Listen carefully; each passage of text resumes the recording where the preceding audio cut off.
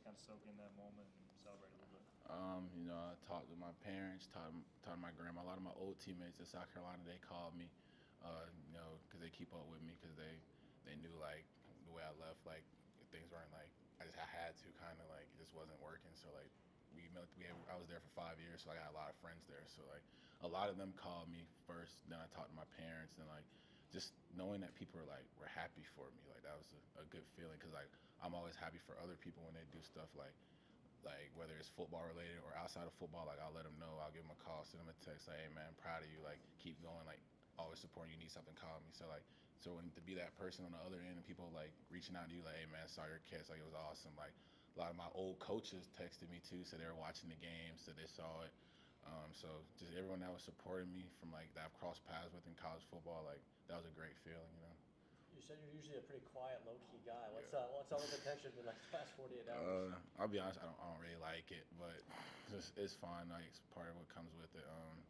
I'm a quiet dude. I don't really talk to a lot of people, but I like being around the team. Like this team has brought me like kind of out of that shell. Like when I was in South Carolina, like it took me like 2-3 years to get out of that shell. Like I've been here 11 months and I've already been out of my shell. I know it's because I'm older. Like they're just more accepting, but it's been an easy like adaptation. Like talking to these guys, but with all the attention and stuff like that, like no, I'm not really a fan of it. Like I gotta do this today. I got the thing later. I'm just like, man, like after the game Saturday, like everybody's like, oh, what are you finna do? What are you finna do? I'm like, I'm finna go home, play the game, and talk and lay with my dog. Like that's I'm not finna do anything. Like that's not who I am.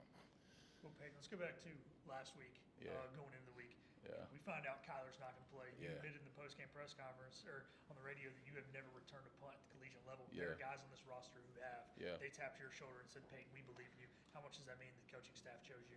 Yeah, it means a lot to me because like could have chose anybody to do it honestly, but like choosing me to do it and like I probably caught 2,000 punts this summer, like off the foot, off the jug, practice, fall camp, like I caught a lot of punts this summer.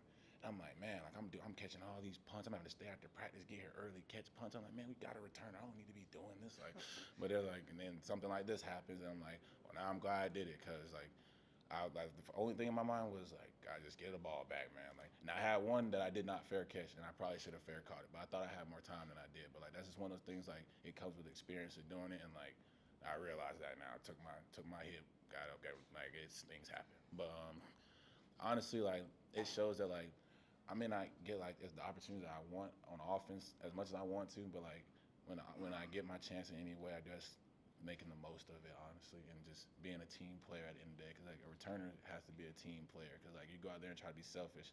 Like the one I didn't fair catch was somewhat selfish. I should have caught it because I could have put the team in a bad situation. Like you can screw the whole game. So that's probably what I say about that. Knowing that they trust me to be a team player, make the right decision, like it means a lot to me. So. You also said that your dad and his family were at a wedding during the game. Did you get a full recap in with them? How'd that go? Dad was at a wedding. I talked to him the next morning, so I called him, or he called me. I talked to him for like 2 hours. We were just talking about football, and then we talked about the game. We talked about all the people that had called him about it, and like he was getting. So one of my best friends from back home, his older sister got married. Like me and that kid, like we grew up together. So like I'm 23, he's 22. So like we played AAU basketball together. We played little league football together. Like his dad cut my hair. Like he was my barber for like we're like family, like childhood friends. So like his sister was getting married. So like I honestly didn't know she was getting married. I didn't know that's where he was. But I was like, bro, like wedding, like come on, man, like you could.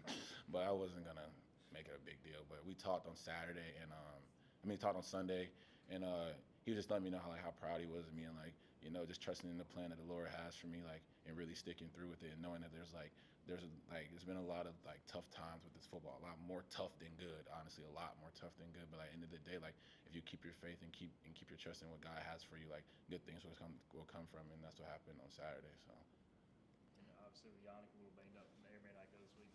You could be getting more reps too. So how do you approach practice the same way this week as you have been? I mean, yeah, every week I come in, I watch the tape on my own on the iPad. I come to practice, I look at the scripts, I go through the scripts for all three positions, even though I only primarily play in the slot. Like that's what I prefer to play. But like I go through them just in case. You never know what may happen. And I still prepare the same way. I always was taught like prepare like the starter. That's what I do every week. So even though I've never been the starter, but I always prepare like for any given time like I am the starter, because there might be a look in practice that somebody got and like you might not get it, but if it's on the tape, you're expected to learn from it. So like if someone gets that same rep in practice and then you get it in the game and you make the same mistake that he made, then now you're just showing that you're not really paying attention, you're not really buying into what's going on. So I never want to be that person, so I always try to prepare the right way.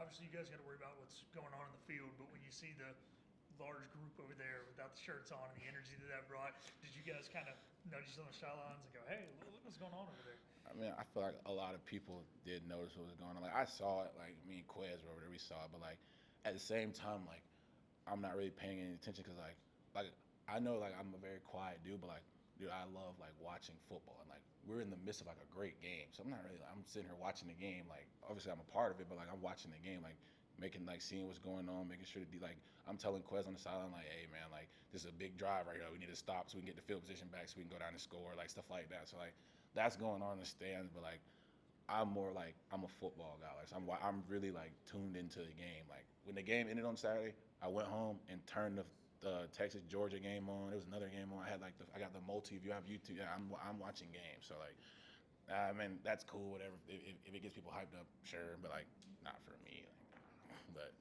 I'm more of just a ball guy. Like, What's it say about the team's depth that you can go in there? You had like 6 catches before this game. You can go in there and make the game-winning catch. What does that say about the team's depth? The team's depth is really good, especially at my position particularly. Like when I was in the portal, I didn't really realize that till I got here. Like I didn't realize how talented all the receivers were. Like Ant's a great player. Yannick's a great player. Yannick's gonna be a really good player. Ant's a potential NFL guy. Brock is one of the toughest players I've ever been around in my life. Like the way he did against NC State, like that did not surprise me because the way I saw him practice, because he didn't practice in the spring, so like that's when I got here. And what he did against NC State and what he's done this season, like that's not really no surprise to me because I watch him do that in practice every single day. Like so, like Brock and Yannick are really talented players. Then like to be like playing behind them it's not a knock on who you are. It just shows how good that they are. Cause like so I feel like in my room specifically, like that's like the talent in that room is insane. Like especially with those three, and then like to be able to play behind them is not like it's not a knock on. You have to understand that. So like. So when you get your chance to play, like you can't mess it up because there's other dudes in the room too that are very talented too. So like when you get an opportunity, like you have to make the most of it. And then that all of us being talented and all of us being able to make plays, the competition in the room makes everyone else better. Like I know that sounds like coach speak. I used to hear coaches say that all the time. Like man, like being like we're out here making each other better. I'm like, are we really? I'm like, but I see it now. Like it took me like I got 3 games left. It took me there's probably 60 something games to realize that like. Being in a good room, it makes people really does make people perform better. So, Coming off that big of a win, how do you kind of carry that into San Antonio this week? I feel like we should just prepare like we always talk about this about us, and like we're gonna continue to do that. We know we have 2 games left. We got UTSA this week, and that's a big game for us because like Coach Harrell says all the time, like every game is a big game because it's the next game, and we only have 12 given opportunities. So like. If you really think about it, like 12 given opportunities in 365 days, it's not a lot. So like every game has a big magnitude, and we're like obviously we're on a big stretch right now. I think we won 4 straight. I think we won 4 straight. So like obviously we want to keep that going, but at the same time like we have to know like that like the preparation can't change. It's still what we have to do what we've been doing to continue what we want to keep doing. So. Perfect. Perfect.